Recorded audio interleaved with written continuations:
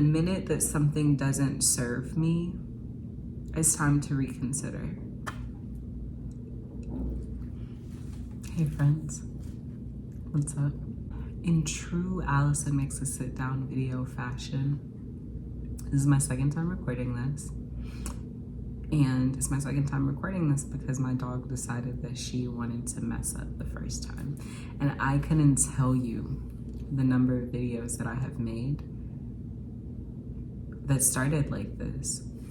So how fitting though, how fitting. I'm still really excited. I started the last one saying that I'm really excited, but I'm really excited because I have been thinking about making a video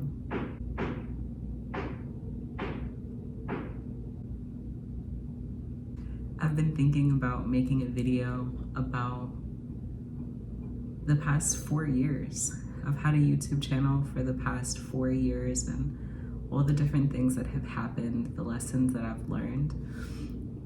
And right before I hit record, right before I sat down to hit record just now to put this together, something in me said, like, let me check and see when my first YouTube video came out. And it was 4 years ago to the day. So that to me is just affirmation that I'm doing what I need to do, that now is the perfect time to reflect and share with you about the last couple of years and all the things that I've learned. Where to start? So I'll start by talking about where I was in my life 4 years ago, right? December 13th, 2019. And then compare that to now. And then just a couple of things that I've learned along the way. 4 years ago, in December 2019, I was living in North Carolina. I was living with my partner at the time. I was unemployed and I was freshly grieving the loss of my grandfather. He had passed away about 3 weeks before I made my first YouTube video, and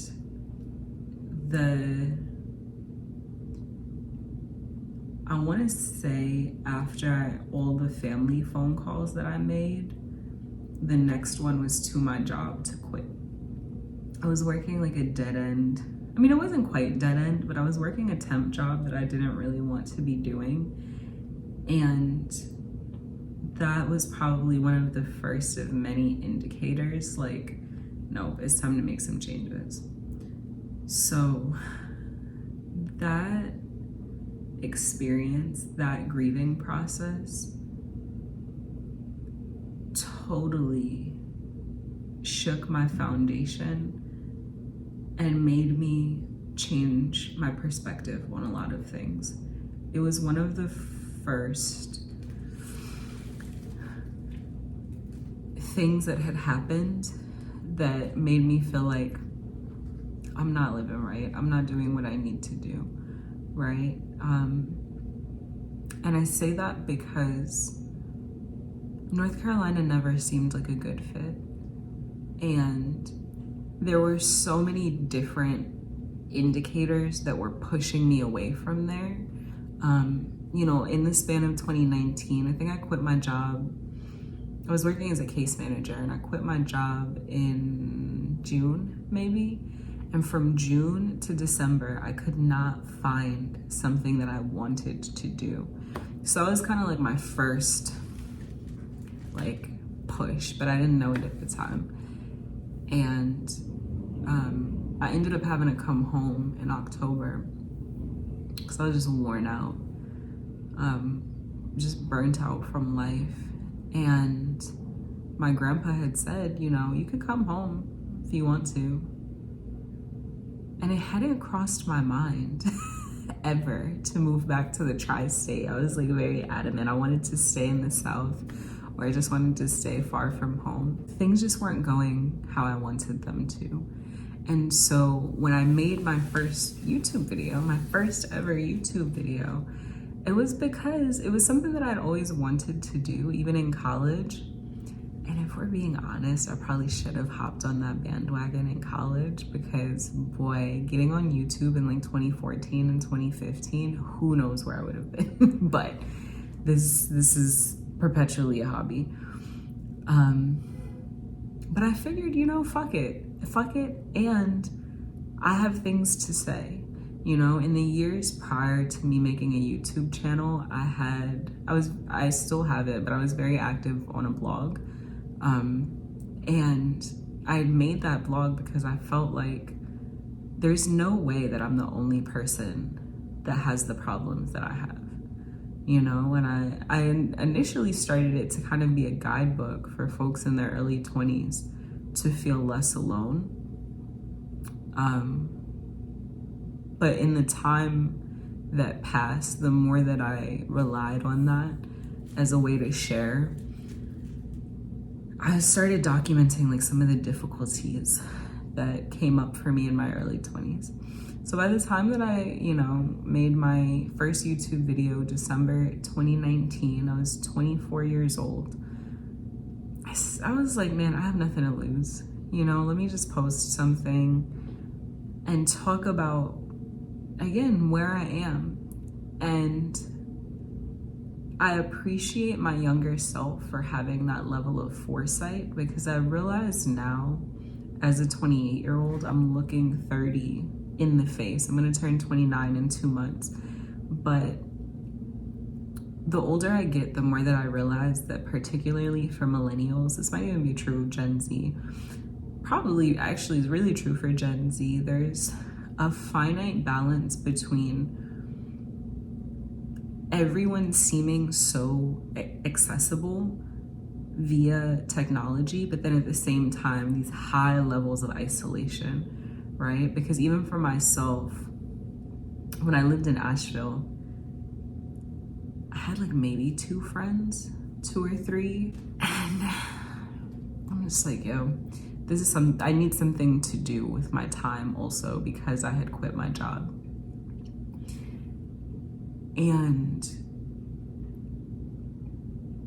I've come to learn, this can be one of the first lessons, I guess, but I've come to learn that many things that happen in life are senseless. It's what we do with them that determines what the lesson is. That cataclysmic event, right? Earth-shattering event really made me realize this can't be in vain, And so over the course of the next couple months, I planned to move home, actually. I took it as a sign. I wasn't able to be home when my grandpa was sick. I had to get on a plane to fly home the next day. And I told myself I never wanted to be in that position again. I wanted to go home. And in that process, right? In that process of thinking like, okay, I think I need to go home, I was trying to accomplish what my grandpa had said: you can always come home. And I didn't really understand the importance of that until I did.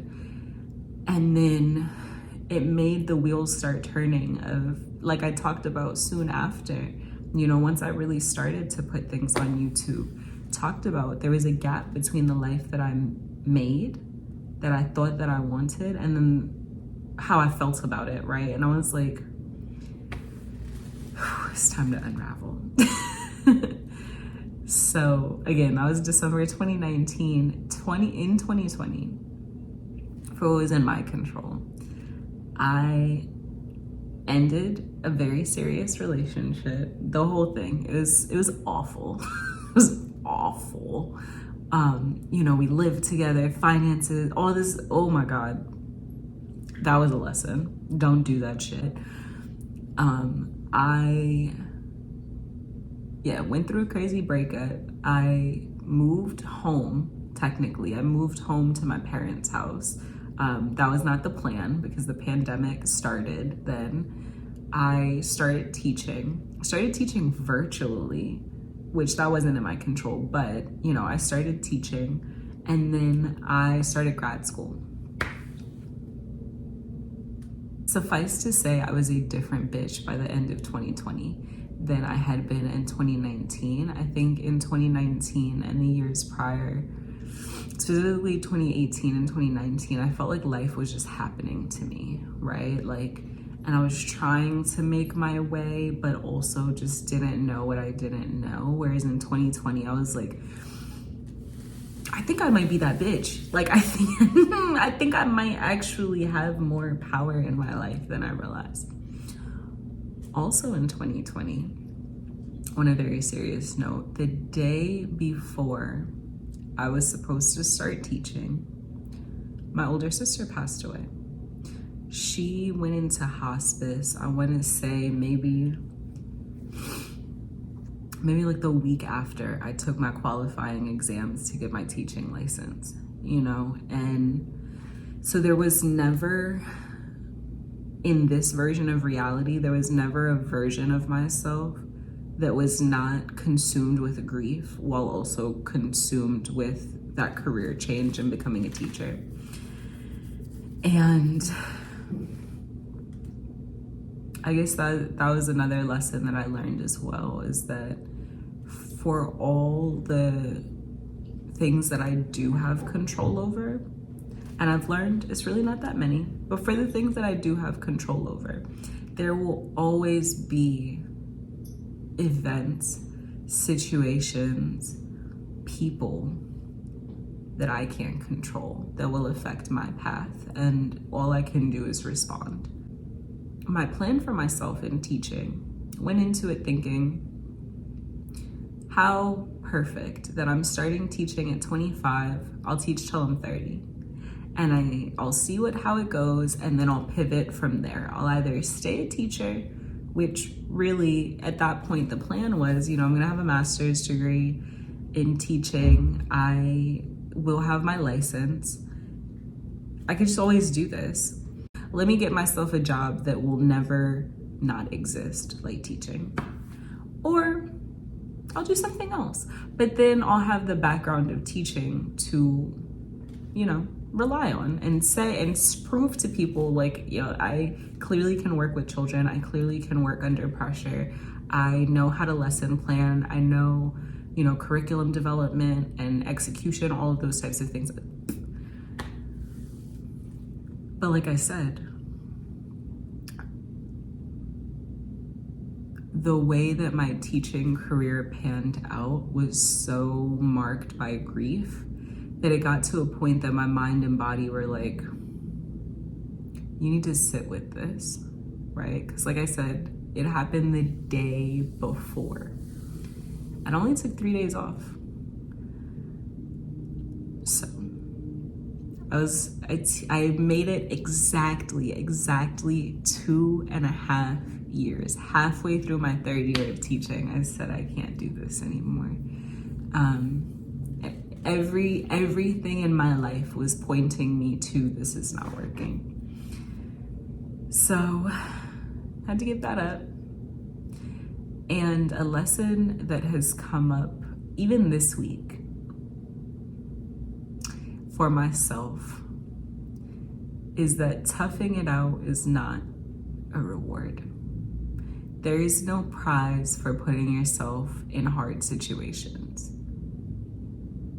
Even if you might learn from them, right? But if it's gonna keep you up at night, if it's gonna cause you stress, if it's going to overtake your decision making and all of this different stuff, it's not worth it.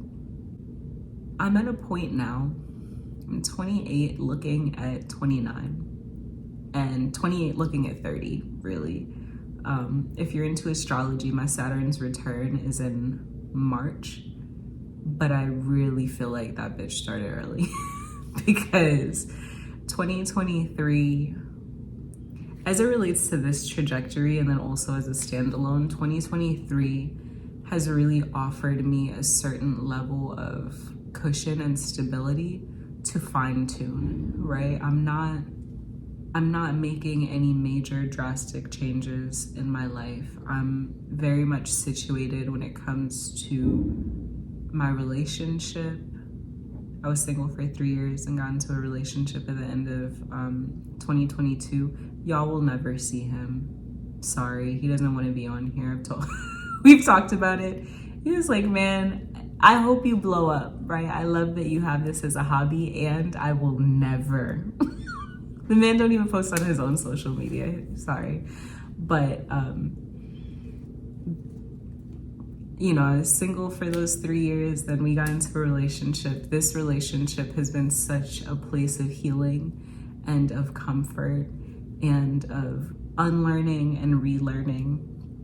Like I said, I had a horrible breakup, my last relationship. And, you know, I got to rewire, and that's also, this relationship is also a reflection of me, of if I'm able to not only attract somebody of this caliber, right? Somebody who I genuinely admire and admired before we were even together. If this person wants to be with me, then I'm doing something right. And in a lot of ways, we mirror each other. Like, we have a lot of the same qualities. So, you know, I've been able to be situated in that relationship. I've been able to find a job that is nowhere near the level of stress that teaching was. My health has calmed down. It's always going to be something, but I've gotten to a really good place with my body, even if it's something small like Invisalign. You know, that made a world of a difference on my confidence. I've had people tell me that I look less stressed. And I feel like, you know, for weight gain and hair growing and teeth straightening, whatever, all of that is just aesthetic. But I really do think that you can see it on people when stress leaves them. Then I was just talking to my partner yesterday about this apartment. Like, it's nice. It's nice here, and most importantly, this is the longest that I've lived somewhere since my childhood home, right? Because I lived on campus in college, I was moving every year, had my first apartment in North Carolina, and then my second, and then I left, and then moved with my parents, and then landed. And I've been here for 3 years. I lived here at this point longer than I lived in Asheville altogether, which is crazy to think about. And in the grand scheme of things, that period of time wasn't even that long, but it really was eye-opening and transformational. And I think the way that I've gotten to this point is by making hard decisions, but most importantly, asking myself, what do I want? And the minute that something doesn't serve me, it's time to reconsider. And I really feel like in the past 4 years, potentially for the first time ever, right? Because prior to college graduation, all of my decisions were dictated by school. And in the 2 years after I graduated, I kind of was just moving, just getting my footing, right? And learning what it looked like to be an independent adult. And in the 4 years since then, I have been able to, with a lot of support, create a life for myself that is worth living, that I am excited about, and where I'm comfortable with the level of control that I have. Because as I mentioned, when it comes to something like, you know, one of the most major things that could happen, like life and death, when it comes to grieving, for example, that really will show you how little control that you have. But those small decisions, day-to-day decisions, also have an impact, you know? So for example, like I said with my body, I've had all kinds of health problems over the last couple of years, and a lot of it was from stress, from grieving, from all these other different things. But one thing that has really been a joy in my life this year is that I've started a relatively consistent yoga practice. And so even the split-second decision, am I gonna work out today or not, that can really change the whole course of my day, which I'm happy about. If I could go back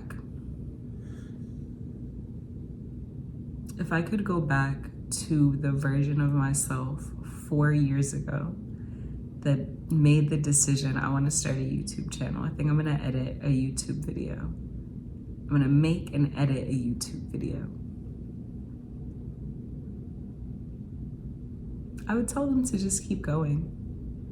Because I think I can honestly say that, yeah, there are probably some things that I wouldn't have done over the course of the past 4 years. But that desire was there. That vision for myself was there. It took longer than I expected. And a lot of things, I don't feel like I really, harped on the pandemic too much, but I got my teaching job in March 2020. That was another part of my teaching career that I 100% did not plan for. Yeah, I would tell myself that I'm on the right track, and I think that's been something that I've needed to hear throughout my life, and that I'm finally at the point where I can say it to myself, that I am on the right track. And that feels good. And so my push for you would be to know that it's always possible to get yourself where you want to be. It's just a matter of having that desire and having that vision. And if you're not sure of how to get there, talking to the right people. Because I do feel like now I'm at a point where the isolation that I was speaking about, like when I lived in North Carolina, it's not a thing anymore. Even like moving to Jersey, I had to make myself a new social network, but I feel like I'm finally at the place where like can balance my in-person and like online. My friends that I only get to see like once a year or something, like we've figured out how to manage our relationships.